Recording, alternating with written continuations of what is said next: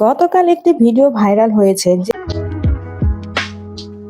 দেখা যায় মিমের প্রাক্তন স্বামী আর তানিশার বর্তমান স্বামী নাজিমকে পুলিশে ধরে নিয়ে যাচ্ছে।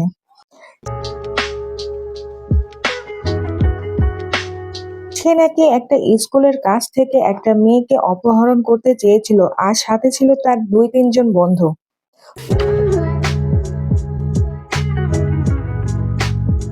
ভুক্তভোগীর মা তার নামে থানায় মামলা করে এবং সেই মামলায় ধরে নিয়ে যাওয়া হয়েছে নাজিমকে।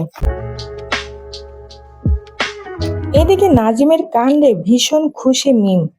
মিম নাজিমকে উদ্দেশ্য করে একটা পোস্টও করেছেন, কিন্তু তানিশা বলছেন উল্টো কথা। সে বলছে নাজিম কোনো দোষ করেনি, মেয়েটা নাকি নিজেই তার বয়ফ্রেন্ডের সাথে পালিয়ে যেতে চেয়েছিল আর তাকেই সাহায্য করেছে নাজিম ও তার বন্ধুরা। এই কারণে মেয়েটির মা থানায় মামলা করে ও নাজিমকে ও তার বন্ধুকে ধরে নিয়ে যায়।